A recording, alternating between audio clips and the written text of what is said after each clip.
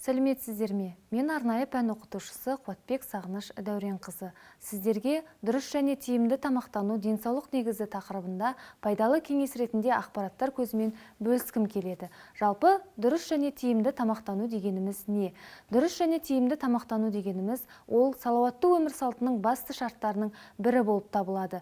Сондықтан тамақтануға ерекше көңіл бөлген жөн. Тамақтың құрамының құндылығы басты назарда болғаны дұрыс. Дұрыс және тиімді тамақтану денсаулықты сақтауға, организмнің өсуі мен дамуына, жұмыс қабілетінің жоғарылауына және организмнің қоршаған ортаның әртүрлі жағымсыз әсеріне қарсылығын күшейтуге әсерін тигізеді. Дұрыс тамақтану үшін бірінші тамақтың ішілу тәртібіне және де оның құрамындағы құнарлы заттарына байланысты болуы керек. Тамақтың құрамында көмірсулар, майлар, дәрумендер, ақуыздар және де біздің организмімізге қажетті заттар болуы керек. Біріншіден, тәулігіне 1-2 рет қана тамақтану дұрыс емес. Белгілі мөлшерде 3 немесе 4 рет тамақтану керек. Тамақтың құнарлы болғанына көңіл бөліңіз. Себебі адам ағзасы дұрыс қабылдайтын, оны асқазан еш қиындықсыз қорытатын тағам түрлері болуы шарт. Әрбір асты қабылдау барысында астың мөлшері 2 алақанды қосқандағы уыс көлеміне тең болуы тиіс. Екіншіден, тамақтың ішілу уақытын сақтаңыз. Біз 4 уақыт тамақтануымыз керек. Ол таңғы ас, түскі ас және түскі астан кейінгі ас, кешкі ас деп 4 рет тамақ ішуіміз керек. Процент бойынша алатын болсақ, таңғы ас 25%, түскі ас 50%, түстен кейінгі ас 10%, кешкі ас 15% болуы керек.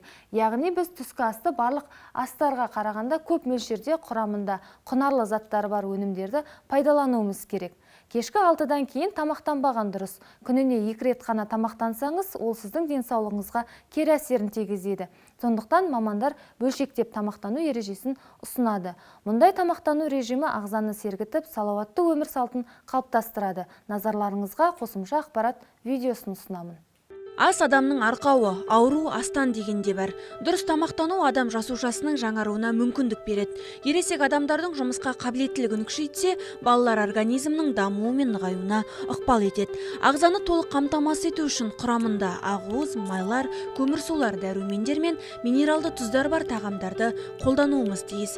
Күн сайынғы тамақ рационында жеміс-жидек, көкөніс, нан және астық дақылдары, мал құс еттері, жұмыртқа мен балық, кепкен бұршақ, үрме бұршақ, жасымық сияқты өсімдік ақуызына бай заттар және сүт өнімдері болуы керек. Өзіңізге қажетті тағамдаларда оның құрамына мән беріңіз. Жылдам дайындалатын тағам өнімдерінен бас тартыңыз. Ол сіздің денсаулығыңызға кері әсерін тигізеді. Күніне салмаққа байланысты 2 литрден жоғары мөлшерде таза су ішу керек. Ұйықтар алдында ас қабылдамаңыз. Ас қорытылмай, асқазан мен ішек ауруларының пайда болуына әкеледі. Жеген асыңыз оңай сіңетін қарапайым тағамдардан болған абзал. Негізгі ереже әр жеген сайын түрлі тағамдарды аз мөлшерде әр кезеңде қабылдаған жөн. Бір жеген кезде асқазанды бірден толтырып ас қабылдау ағзаға ауырлық түсіріп, ағзаның бәсеңдеуіне әкеледі. Егерде сіз денсаулығыңызға бейжай қарағыңыз келмесе, пирамида әдісі бойынша тамақтану кестесін пайдаланыңыз. Пирамида әдісі бойынша тамақтану ережелері. Пирамиданың астыңғы бөлігінде көп мөлшерде қолдануға болатын өнімдер орналасқан.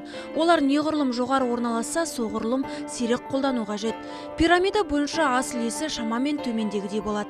Пирамиданың негізінің 40% әртүрлі дәнді дақылдардан тұрады. Қарақұмық, күріш, сұлы, ірі тартылған ұннан жасалған нан, макарон, картоп. Пирамиданың келесі көтерілімнің 35% жеміс-жидектер. Одан жоғары тағамның ақуыз тобы, ол 20% құрайды. Сүт, айран, ірімшік, йогурт, тауық, балық, ет, соя тағамдары. Пирамиданың жоғарысы 5%. Майлардың барлық түрлері, қант, кондитер тағамдары, балмұздақ, тағы да басқа. Мұны дұрыс тамақтанудың тиімді үлгісі ретінде қолдануға болады. Сіздерге атап айтқанымдай, саулықтың басты кепілдерінің бірі дұрыс және тиімді тамақтану. Дұрыс тамақтанып айтылған ережелерді орындай білсеңіз, онда сіздің денсаулығыңыз берік болады. Біздің басты байлығымыз денсаулық екенін ұмытпайық. Ендеше басты байлығымызды бағалай білейік.